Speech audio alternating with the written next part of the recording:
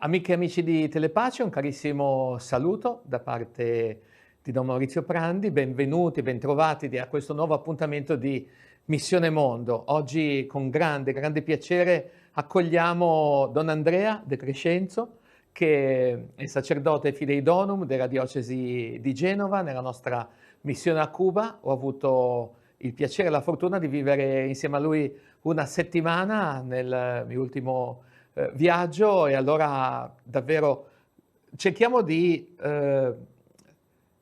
così, noi abbiamo un debito, ecco, nei confronti della diocesi di Genova e nei confronti della parrocchia di Santo Domingo, che è la parrocchia affidata appunto alla diocesi di Genova, e oggi proviamo un po' a saldare questo debito in un certo modo.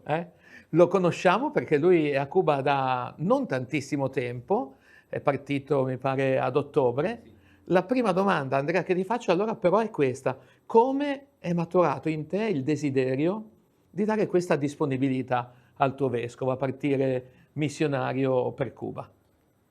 Diciamo che questa disponibilità che appunto ho dato al vescovo un po' è un qualcosa che è nato e si è sviluppato negli anni, no? Già negli ultimi anni, negli ultimi 3-4 anni, ecco, così, questa possibilità di un'esperienza missionaria ho iniziato un po' ad accarezzarla, un po' così a coltivarla dentro di me, a pensare che poteva essere anche ecco, un'esperienza che, ecco, nel mio percorso sacerdotale, esistenziale, umano, ecco, qualcosa che poteva arricchire sicuramente, allargare anche la prospettiva e la coscienza ecclesiale, la conoscenza di Chiesa. E questo percorso ha visto anche alcune tappe di avvicinamento, perché quando si parte, si va in missione, non è che si parte così. Giusto, mi piacciono molto i verbi che ha usato Andrea. Ho cominciato ad accarezzare questa esperienza, a curare come un seme dentro di me. È molto bello questo. E quindi prima di partire hai vissuto un tempo di preparazione.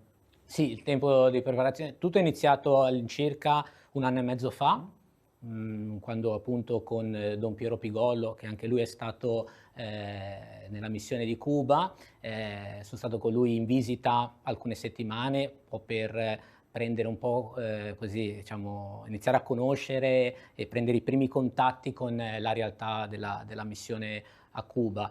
E successivamente poi l'estate scorsa, al termine dell'estate scorsa, ho trascorso un mese di preparazione proprio alla missione nel centro missionario di Verona, al CUM di Verona. Tornato dal CUM di Verona, qualche giorno, poi valigie pronte, sono partito per Cuba. In un momento, amiche e amici, non banale, perché ricorderete che a ottobre dell'anno scorso padre Arturo con Carmen, la responsabile di Caritas Cuba, hanno passato un periodo nelle nostre diocesi proprio in occasione dei 20 anni della missione. E tu sei entrato missionario proprio nel mese di ottobre, quando 20 anni fa Don Federico, Don Marino, ai primi di ottobre erano partiti. Come sei stato accolto? Forse abbiamo la possibilità di vedere anche alcune foto con il vescovo Arturo, no? Di quel giorno. Sono stato accolto davvero con tanta gioia, con quella accoglienza, con quella ospitalità, quella maniera tipica dei cubani, che ti fanno sentire subito a casa. E l'espressione che mi sono sentito rivolgere più anche adesso, ma soprattutto all'inizio, era "mi casa es tu casa", no? Padre, se acuerde che mi casa es tu casa. Sì, queste sono le foto appunto del 1° di novembre, il giorno in cui il vescovo Arturo è venuto a Santo Domingo per celebrare la Santa Messa, dove c'è stato il mio ingresso come parroco appunto della parrocchia di Santo Domingo. È stata anche l'occasione per ricordare, come dicevi tu, i 20 anni della presenza missionaria ligure in terra cubana. Quindi è stato veramente un'eucaristia, no? Proprio un rendere grazie con la gente del posto per questa missione che va avanti e che continua. Sullo sfondo abbiamo visto Don Piero, non Sì, sei partito da solo, No, sei stato sono accompagnato. stato accompagnato da Don Piero e in qualche modo anche Don Piero è un po' no un po', è rappresentante, rappresenta il vescovo Marco, quindi anche la presenza del vescovo Marco si è sentita quel giorno. Don Piero mi ha introdotto, ecco, in quei primi giorni, appunto proprio per prendere conoscenza della missione. E diciamo la situazione a Cuba, amiche e amici, lo sapete bene, è molto, molto difficile, molto complicata, dal tempo del Covid in poi. È praticamente una specie di valanga che, ha continuato e continua, a cadere. Sono molte le difficoltà. Mi dicevi prima che hai sentito Don Claudio, che ti sta anche Sì, sostituendo in questo periodo. E 1 ora di corrente, 40 minuti di corrente al giorno, sì. è molto difficile, è molto complicato, però, diciamo che, la vita prosegue, no, nelle comunità. Raccontaci un po', questo tuo contatto con le comunità. Sì, un contatto costante, un contatto, anche arricchente. Io credo che questi contatti con la gente di Cuba, siano contatti davvero che ti cambiano perché ti mettono di fronte a realtà che appunto noi, da questa parte del mondo, non riusciamo neanche a immaginare. E questi contatti avvengono tutti i giorni e ogni settimana, c'è da andare a visitare le diverse comunità che sono sparse sul territorio, le comunità dove si fa catechesi, comunità dove si celebra la Santa Messa, dove si incontrano anche gli adulti, la spiegazione del Vangelo. E sono occasioni dove si può davvero toccare con mano la realtà quotidiana della gente cubana, le difficoltà, i problemi, le speranze anche di questa gente che sta attraversando un momento davvero critico, davvero difficile, però ecco gente che non perde la speranza, gente che, ecco questo è secondo me l'elemento interessante dei cubani, sorride. Gente Mh. che sorride non per dimenticare o per far finta per non pensare alle problematiche che ci sono, ma sorride perché appunto ha questa vitalità e questa consapevolezza che qualcosa di bello può sempre succedere, qualcosa di buono può sempre arrivare. Allora ti chiedo una cosa che mi raccontavi quando eravamo a Cuba 2 settimane fa, che con sorpresa ho accolto, questo contatto con gli adolescenti che ti aiutano il Sì, sabato. Raccontaci un attimo, sì, perché davvero, io vengo anche da un'esperienza in questi giorni con la pastorale giovanile nazionale. Il titolo del convegno era "Va e accostati".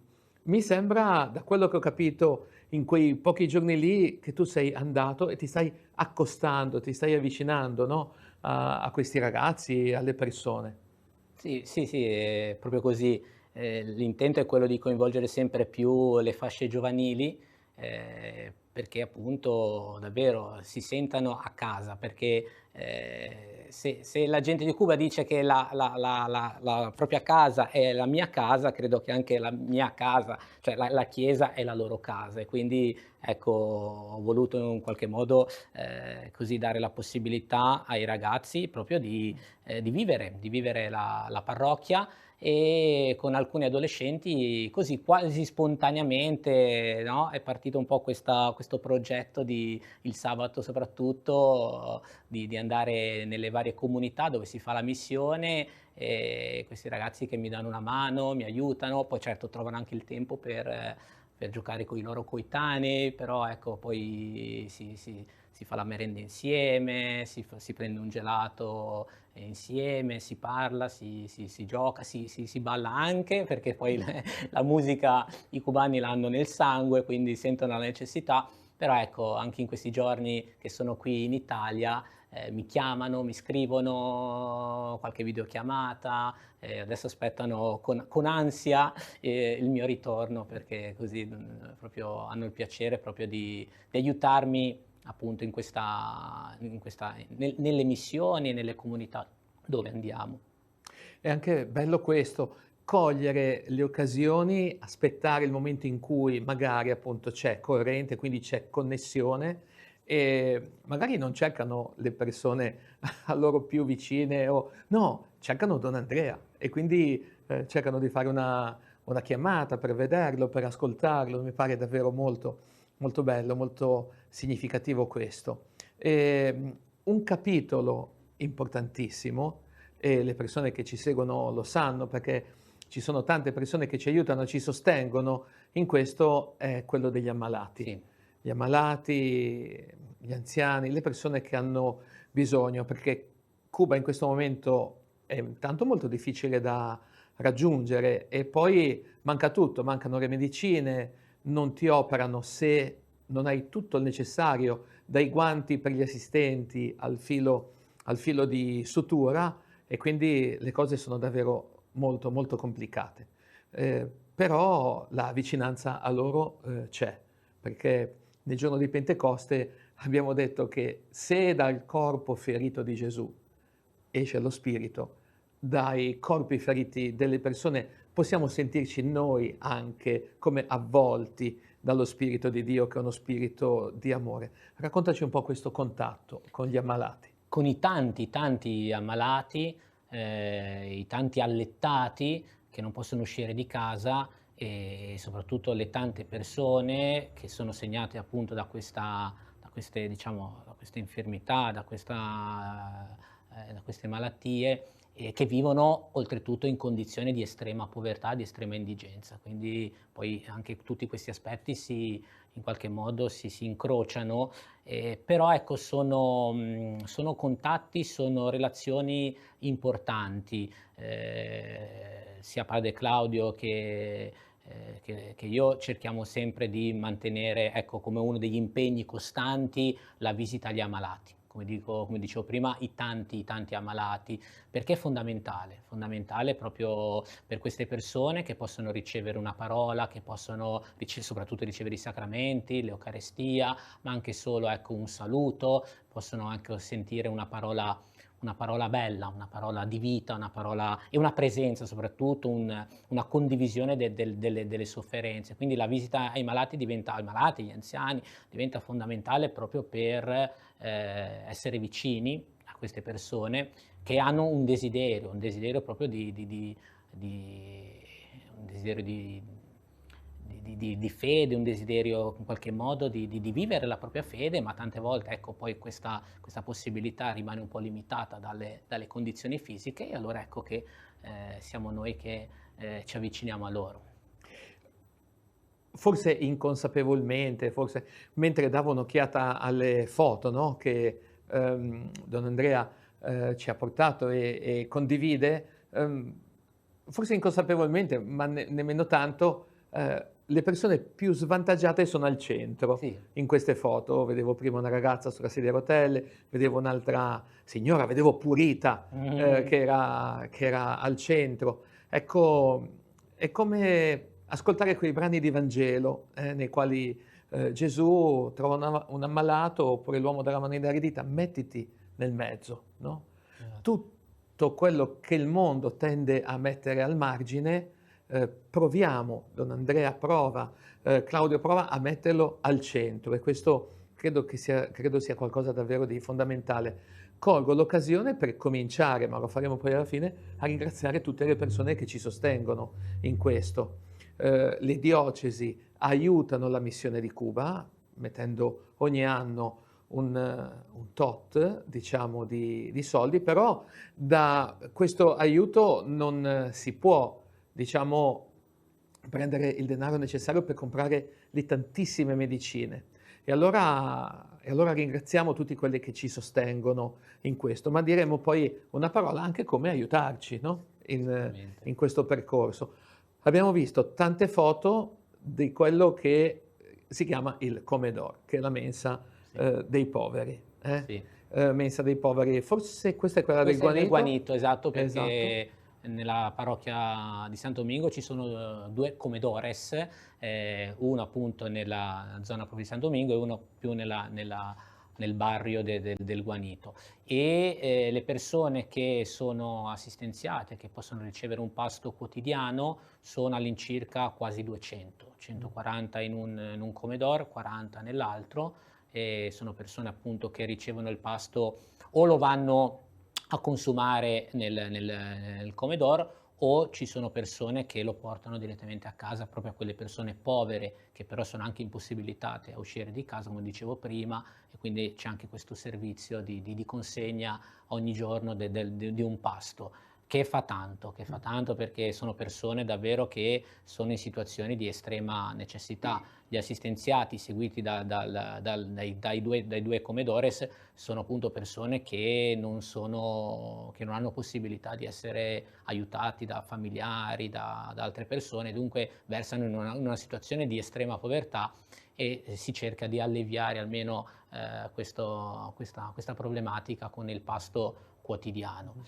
Il Comedor nell'ultimo anno, anno e mezzo, appunto ha si potrebbe dire, questo nuovo look, dopo tanti anni di, diciamo, di attese, di speranze, ecco che si è potuti poi iniziare il Comedor in questo nuovo ambiente, molto bello, perché è un ambiente dove non solo appunto si prepara il pasto per le persone che necessitano della comida, cosiddetta comida, ma è anche un luogo di incontro, un luogo di condivisione, è un luogo dove si fanno diverse attività, anche quando il terzo sabato del mese c'è l'incontro con i disabili, appunto viene vissuto in questi ambienti, e poi anche con le stesse persone che quotidianamente accedono al servizio della mensa, soprattutto il giovedì ci sono momenti di catechesi, momenti anche di manualità, di attività manuali, in maniera tale che appunto il Comedor non sia solo il luogo dove si va a consumare un pasto, dove si va diciamo,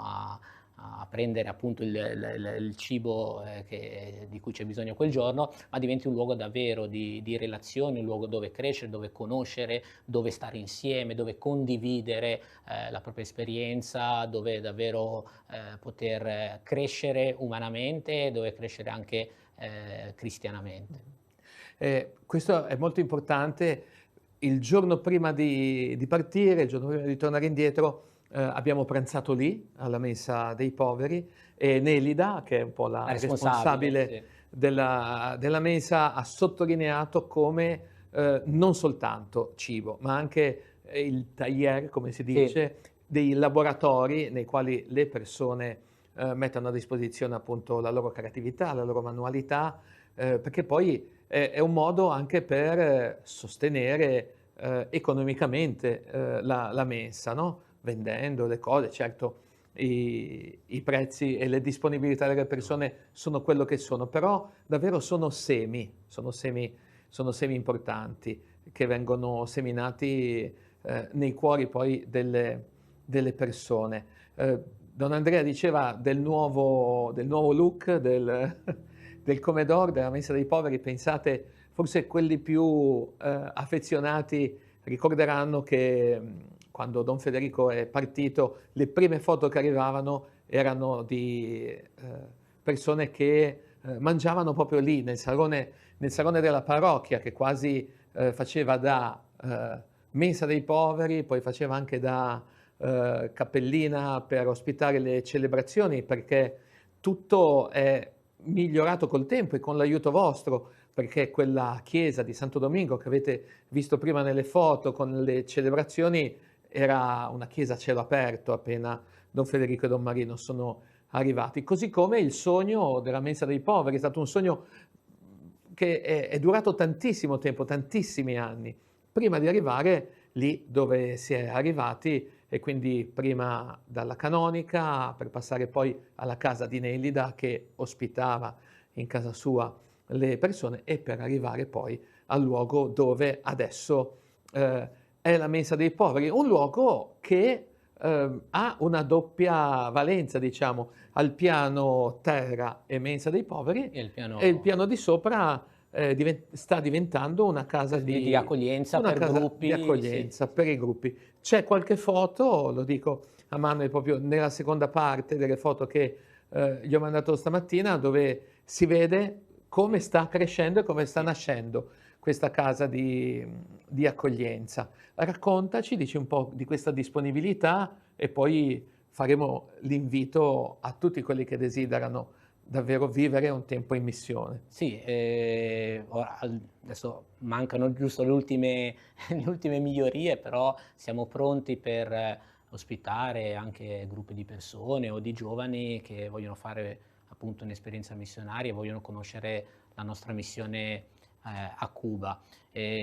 Sono diverse stanze con letti a castello, dotate di bagno, c'è anche una cucina, per cui ecco, i gruppi sono anche in qualche modo si possono gestire autonomamente, ci sono spazi anche dove ci si può anche ritrovare per momenti di condivisione, anche così di dialogo. Dunque è uno spazio davvero che cioè che sicuramente diventerà e lo è di fatto uno spazio che permette ecco, alle persone di poter con tranquillità, con una relativa tranquillità, ecco, di poter sostare e alloggiare appunto al piano di sopra del Comedor. Don Paolo Benvenuto infatti giustamente lui preferiva parlare di hogar, non solo di Comedor, perché appunto il Comedor è il piano di sotto, però sopra appunto c'è poi questo spazio riservato alle camere, dunque ecco è proprio un luogo, si potrebbe dire quasi un'opera parrocchiale, no? C'è ancora un piccolo sogno da realizzare, sempre in questa struttura, che è quella della cappellina. Dall'ingresso principale sulla sinistra c'è una stanza dove lì si vorrebbe, vediamo appunto di portare avanti anche questo progetto per realizzare una piccola cappella dove potersi ritrovare per pregare e stare dinanzi al Signore. Certamente, ecco, Don Andrea ha nominato Don Paolo Benvenuto, che è il suo predecessore e che insieme a tantissimi altri meriti ha proprio il merito anche di aver organizzato in un tempo in cui ancora si poteva proprio l'acquisto di tutti questi letti a castello, delle reti, dei materassi, delle seggiole. Sembrano, magari a noi non ci sorprende più di tanto, però in un contesto così, un container che arriva dalla Cina con dei costi spaventosi, moltiplicati per le tasse che ci sono, e davvero essere riusciti ad arrivare a questo punto, dove mi sembra di poter dire mancano solo alcuni ventilatori e poi davvero quello che è un po' il sogno da tanti anni si va realizzando. Io da parte mia anche desidero, perché Andrea era preoccupato sulla durata della trasmissione, però qui potremo parlare per ore, Avanti, sì, veramente. Da parte mia anche ringrazio, perché andando a visitare la missione 15 giorni fa ho potuto, grazie all'aiuto di tante persone, portare molte medicine, non soltanto, anche l'occorrente per una l'operazione di Irma Rosa, che è una parrocchiana di Don Andrea, che è stata operata ma si doveva restituire tutto il materiale, no? E allora io ringrazio le persone che hanno aiutato, sostengono, e voi sapete che la missione di Cuba ha sempre bisogno, proprio per quello che riguarda soprattutto gli ammalati e anche la gestione dei comedor, delle mense dei poveri. Vi potete rivolgere al Centro Missionario di Genova, sicuramente, vi potete rivolgere al Centro Missionario di Chiavari o a Telepace e noi vi diamo tutti i riferimenti, no? Per sostenere.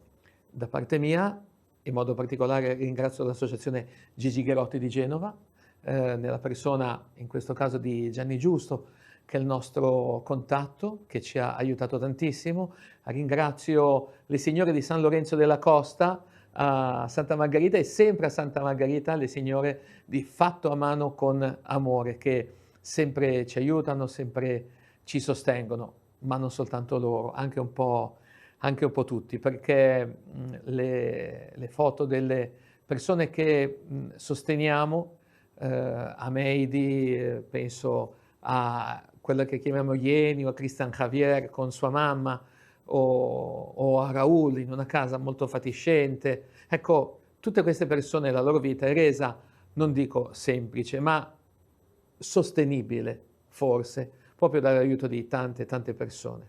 E allora, Don Andrea, grazie Grazie a te, della Don tua Maurizio. presenza qua.